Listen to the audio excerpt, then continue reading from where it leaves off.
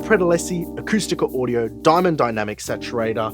This new plugin is interesting, but what's more interesting is what we discuss, because this plugin is great, don't get me wrong, but we got to delve down behind the scenes in terms of what is Luca's mixing workflow when it comes to saturation. How have these tools been a part of his sound as a mixing engineer, and how has it developed over time? So not only do we discuss the plugin, we discuss a lot of the peripherals to saturation and that use in his workflow, in his sound, which I think is exciting and great in and of itself.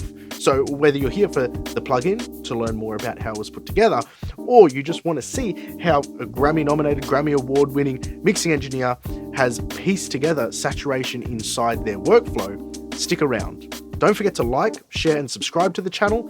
And until next time, take care. Welcome, Luca. How are you? Fantastic. I'm doing great. That's awesome. Congratulations on the release of Dynamic Saturator. Thank you so much. Thank you so much. It's been a journey, you know, and it's so good now to see so many good reviews and feedback and inputs on the plugin now that is out for, you know, a little bit. So I'm excited. That's awesome. Well, look, what really got me about this particular plugin was the fact that it's trying to create a parallel, or it aims to create a parallel between your process working with hardware gear and the sound and tone of Studio DMI, and bringing that into a plugin specifically, as in going full circle with saturation. So before we talk about the plugin specifically, for yourself as Luca Pretolesi, the mixer, saturation, when did you start using it in mixes? How did you start using it? And how has it evolved over years in terms of your application when mixing? Right.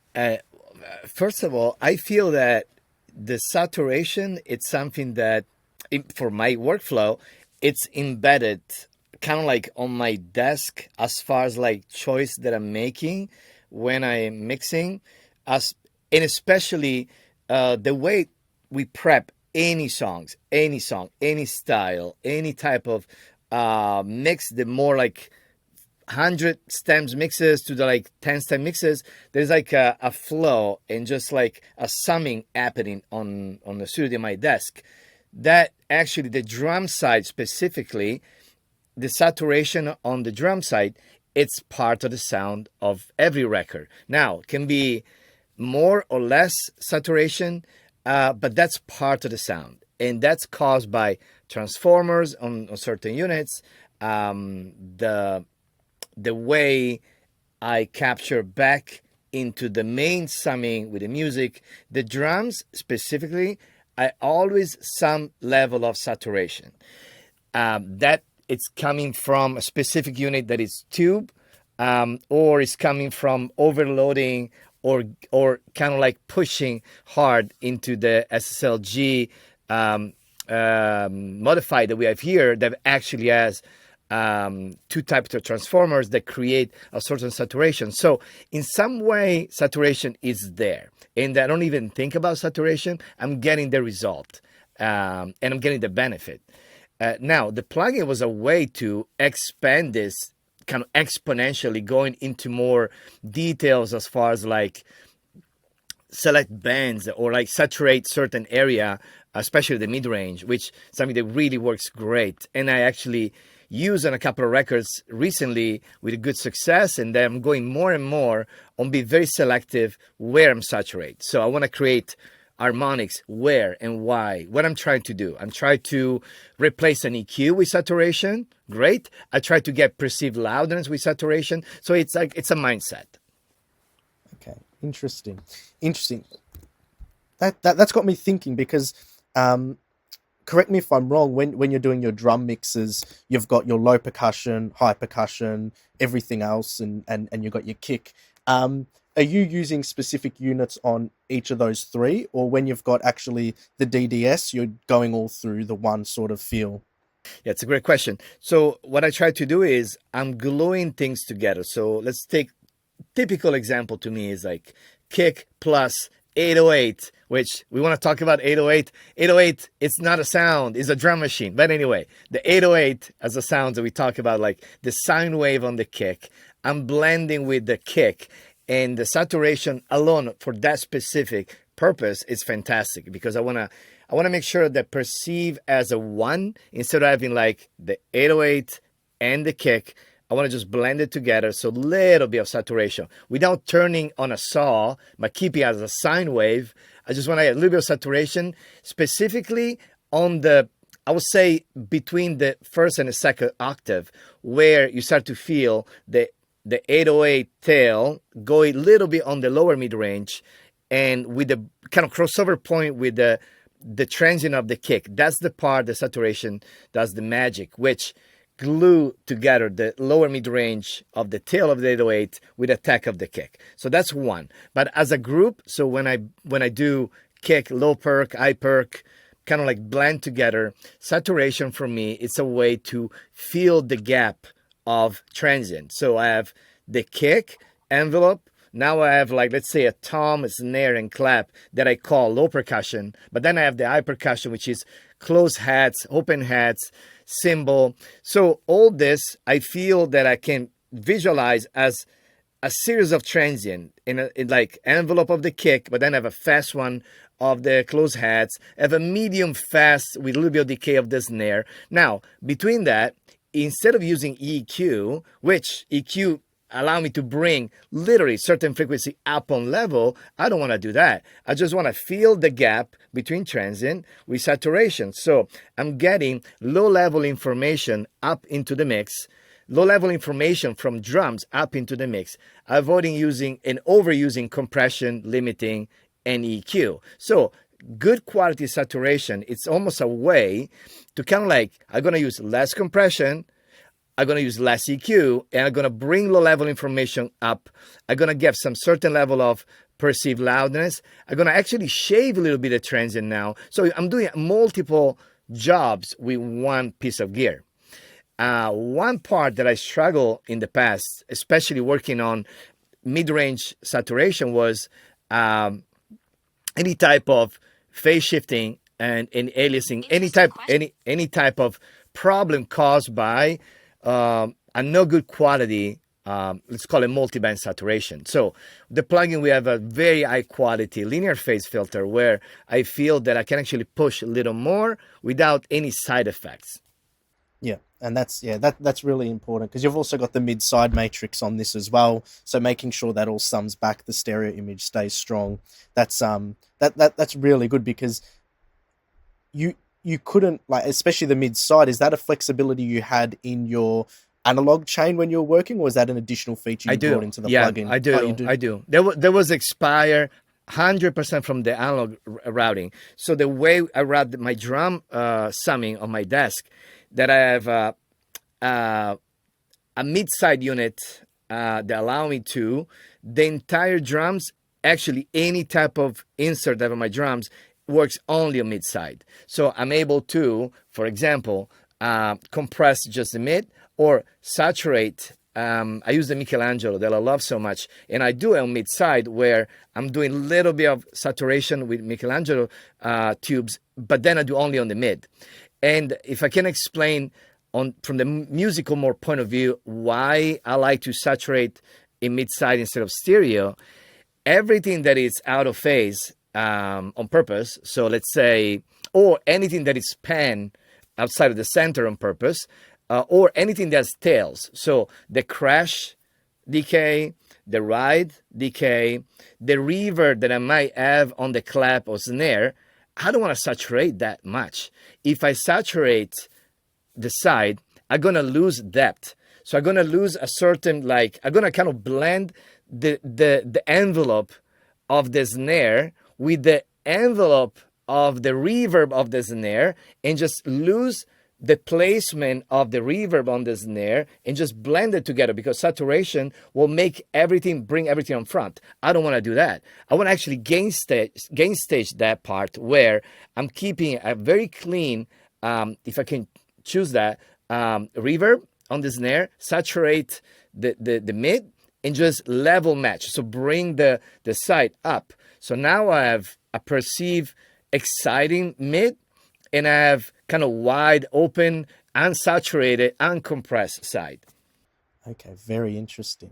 That's very interesting because yeah, traditionally most people when they go into saturators or exciters or any harmonic enhancers, they'll do it on the whole stereo field. Sometimes I've even seen uses of it just being on the side signal for added perceived width.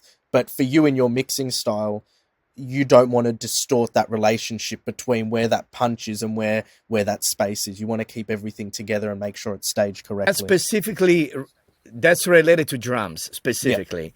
Yeah. Okay. Now, there is creative use to side saturation that I like to do actually, but that's a different approach. It's like a borderline, I would say it's like almost like sound design mindset. So if I do, let's bring a good example of saturation on the side that really works. So if I have like stabs, those stabs are made by 3 or 4 layers. When you have like maybe a lower mid-range layer that it's like more center. I have upper and top ends octave of the stab that is wide, pan more like left, and I have like a series of other things happening, like a short reverb with a pre-delay or anything that makes the stab created by multiple layer as a one. And I feel that when I give a sense of like harmonics and just like get aggressive, I need to do it in stereo. I just want to just grab the stabs, run through saturation, and then have the same proportion of saturation apply left and right. I don't want to just like change that. So that's a perfect example of where saturation really works on the side. So in stereo, it's intentional. So it's like bam, big stab. I want to have like that sound. Now saturation, just bend, change the sound as a sound, including anything on the side, on the mid, anything is out of panning. So that's a case. Another case of good idea of saturation as a stereo, it's of course guitars. If the guitars has a little bit of reverb, that you just want to make sure that sounds like almost like an extension in the tail of the strings, and then you want to saturate as a whole. So now everything has the type of shape. Drums, I like to work more on mid side where I keep clean sides. A stereo bass treatment, that might be the same, but proportionally maybe 60-40 or 70-30, where I have a 70% more saturation on the mid and 30 on the sides.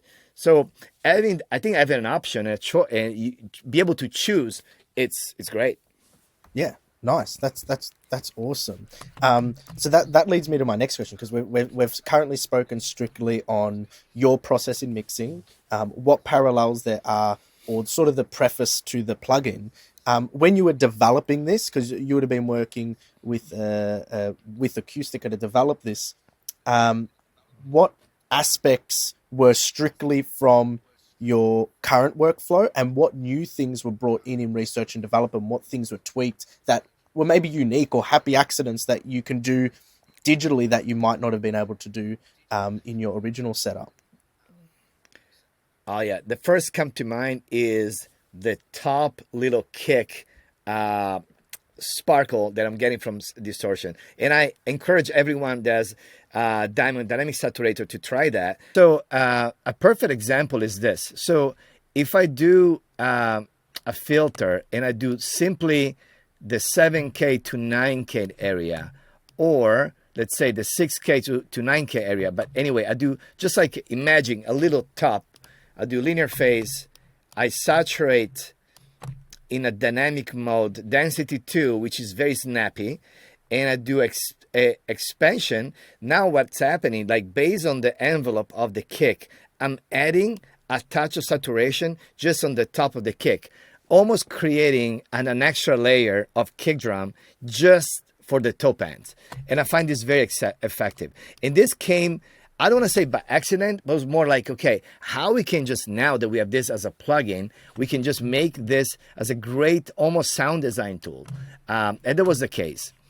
That's a good application for, again, for kick drum or snare drums, toms, everything that you want to add a little bit of saturation as a layer. And that's great. In case of the same plugin, if I think as an overall drum process, I don't want to change the envelope of anything, I might go full range in a static mode, blending saturation 1 and saturation 2, and using the makeup gain. The makeup gain is a parallel. So the makeup gain essentially is how much I'm pushing saturation into the output. Okay. In the output, of course, it's an opportunity to gain stage into the next plugin. Density 1, 2, and 3, are they modeled off any three things specifically from your own flow? The only one is the 3 is a model from a Varimu compressor in expansion. So go on the other way, Yep. but with that type of attack and release time. The 3, which is also it's very smooth and works great on mastering, I feel, and it's very smooth type of expansion. The 2, it's almost like taking a typical neutron transient designer with like kind of like a fast attack type of feel. It's just very, very snappy. And the 1, it's sitting between 1 and 3. So it has like a medium fast attack, fast release, and it's like soft. It's like between hard and soft knee. 2, it's R knee. 3 is soft knee. Okay, nice. And I'm curious because here what I'm seeing visually, like you said, it's a sound design tool. Like there's a lot that you can do here to develop a sonic palette, whether it's with drums or synths or guitars and whatnot. What did the original concept of this look like? Because how do you draw something like this on paper? Because this isn't obviously where you start. This is developed over time and going back and forth. But what did the original sort of meat look like for this? Actually, honestly, the last revision, which is the mix, let me open this. The mix version was literally, we released after, but it was the initial concept. Very streamlined version of the dynamic saturator. And the concept was like literally 2 knobs that the 2 knobs are kind of like, I would say, a combination with a little bit of tweaking of my hardware saturation. And I invite people to check my desk and they're able to pick where the saturation is coming from. But so that's the 2. And you have a compound effect, obviously. So if you go saturation 1 as a more like a thicker, more controlled saturation. Saturation 2, it has a more like upper mid-range top ends curve. And then, dry and wet, very simple. I'm blending the combination of the 2 from dry to wet, which I can also automate this, which is cool. There was the initial concept, Nicholas. Okay. Then I can now drive saturation on mid, left and right or side, on between these 2. I encourage to try a little trick that I was doing with this that is so cool. If you have a bass line that is made by 2 or 3 layers, and you have, let's say, a sound wave first octave mono, and then you have a second octave, higher octave in stereo, typical like silent or any type of synth, and you just saturate the side with saturation 2, you get such a cool little vibe because now you keep intact the sine wave on the first octave, but you spread saturation on the side. It's very, very cool. Anyway, that's starting this way. Be able to bypass the units, very easy. And that was the starting point. Now, from this, we say, okay, what about if we add some features? Like one was like adding the delta mode. So the delta mode, if you see here in the corner on the right side, so you can monitoring left and right, mid only, side only, and delta. Now, cool things about delta that you can kind of like, first of all, really understand what saturation is doing without listening the drive. So what is doing. After that, you can use as a parallel unit. What that means, you can just like literally take the delta, copy on a parallel channel, and blend the delta in. So you can use the delta as a parallel. In the delta, you only have saturation, but what benefit you have processing the delta alone on a separate channel, you can EQ your saturation. You can put reverb on your saturation. You can do so many cool things as a parallel. So there was an idea to use the Delta mode in case you want to use it as a parallel plugin. That's actually really cool. The Delta, I use Delta signals sometimes just for like oral feedback. So okay, what is this doing? Where's that saturation? How's it sitting? How sharp is it? But that's actually really cool because I've just done a deep dive on the Aphex Oral Exciter and the schematic of the patent, and it has lots of it actually has lots of parallel filters. Some are saturated, some are not. And something like this, I've never thought of this technique to use the Delta, but you could also EQ the original source separate from the Delta signal, so you can really get crazy manipulating things. That's really cool. That's really cool. It's very nice. Yeah. And actually, Nicholas, about the our exciter, which is I use it. I have one, and I use on parallel on my desk as well. I like to blend. I use on parallel on mid-side mode. I love it. I feel that I'm getting very close result when I do with the dynamic saturator. If I go like 3K to 16K or 3K to 13K area and do saturation, I'm getting very close result as far as like the overall like tone and vibe. Yeah, and you're not far off because the original patent has 2 parallel filters, and the Waves version has crossover points very, very close to the ones you described. Very, very close. I think it's 1.8K and 13K. So that's very, very close. That's awesome. That's so cool. That's so now the plugin is finished and it's out. When are you choosing to use this plugin over your hardware chain, which is just baked in to that Studio DMI workflow? And when are you choosing to use the Studio DMI workflow over the plugin? Where's the balance or the scale there of how you're using it and when?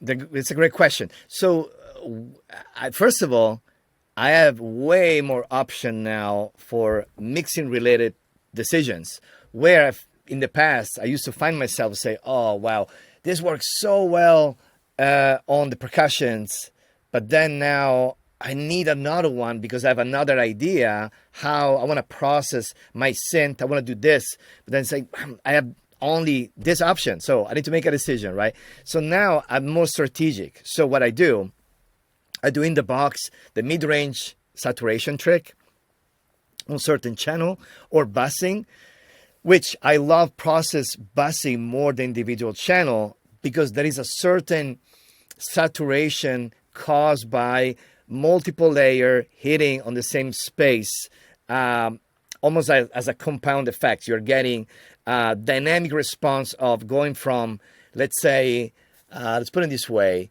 you have 3 layers of things happening to 1K to a 2K area, but now with that level of saturation, you're overpowering your saturation with more stuff, and now the saturation kind of like blend everything together in a certain way, which if I do this on individual channel, I'm not getting the same result. So with a plugin, I like to be more specific on bussing. It's like, okay, I want to process my synth. I want to automate saturation when I go for very clean verses where I have a pretty nice chords and pads, but then when I hit in the chorus, I want to add some saturation, and then I have a more analog fixed saturation as far as like the overall drum and stereo bus. That never changed. So the analog side is still there, but now I can do maybe a little less on the analog side and just add in a more strategic way saturation on buses. One interesting fact is, especially for producers, they sometimes tend to abuse use of saturation. I want you guys to think about it, the material. Are you processing some low-end information? Either can be like a sine wave type of sounds, like your silent arpeggio on the like second octave. That in that case, your arpeggio has a long sustained notes. Be careful with saturation because I find myself, it's a different approach if we're treating material that's like a very fast, transient, we like really quick decay. You can just add more and have a nice feeling of like saturation clean versus the decay time, especially lower informations like low frequencies, can cause almost like not musical response, and you might risk to fight with transient across the mix, because now you have kind of like long sustained distortion that not necessarily is musical. So it's more like to think about it with like the right mindset. Are you designing a sound? Are you mixing? And to me, that changed a lot as far as like the application of saturation for specific goals. One that I can describe that's very important: back off on compression and limiting if you use saturation, period. I mean, saturation will give a benefit of that, where you can back off. You don't really need to compress what saturation already is doing. It's compressing, right? It's creating some harmonics where everything is sitting more on the same space. So you have less of those spikes. So because you have less of those, you don't have to put an SSLG post-saturation necessarily. Yeah, because your average RMS is louder anyway, just by the sake of using the saturation. Exactly. So it fills out that space Right. naturally. But even in the waveform and the way it actually is built, because you've got multiple layers built in that, and then higher RMS across the board means less on the back end, especially on the mix bus. That's awesome. So Right. my last question to you is, I'm going to ask you to name 2 features in the plugin, one that you feel has been a great success and that you've gotten good feedback from, and the second feature of the plugin which you feel has been maybe misunderstood or not being used as much as it should, because it's like potentially something that quite hasn't hit right. Well, number one is saturation 1 and saturation 2. They have distinct sounds and purpose. And think about it. When you add saturation 2 on top of saturation 1, you are combining that saturation a certain way. So in that case, my recommendation is learn the sound of the saturation you're getting from 1 and 2, and not necessarily need to combine. You may be able to pick the saturation 2 for percussion, saturation 1 for synth. You can combine. So be specific on that. But we had a great feedback on saturation 2. As far as the kind of misunderstanding or like not clarity is, this is not auto gain. There is no auto gain at all. So let's make it clear. It's like the plugin, it's like a car. Let's take it this way. I think you're going to like it, Nicholas, this. So the plugin is not a Tesla. It doesn't go everything autopilot. You take your hands from the steering wheel, will take you there. This is like a custom car, a racing car that everything is manual. And you kind of like decide when to switch from first to second to third, when you decide to just hit the brake. So it's a manual plugin. So don't think, oh, wow, I'm pushing, but it's getting louder. Yes, it's getting louder because you need to lower your output level. So again, that was the part like, all right, guys, but yeah, there's no auto gain. Yeah, there's no auto gain. And again, it's like you go by feeling. Every plugin part of the Diamond series that we did with Acoustica, Color EQ, Lift, any plugin, the Transient, the point is you're just gonna go by feelings. You don't need to see any type of analyzer. You just like follow and just like trust your instinct as a producer engineer, and just make quick moves and just like commit and move on. So that's the plugin. So what the way I describe is, this is a very manual plugin you can just use as a tool for sound design. You can use as a mixing tools, or even as a mastering if you do very, very light. But when I deal with saturation like this, I just enjoy and just go and be in control and just make certain decisions, So, but great conversation, Nicholas. Amazing. Yeah, likewise. It's been an absolute pleasure. Thank you so much, Luca, for joining me to talk about the new plugin. Thank you.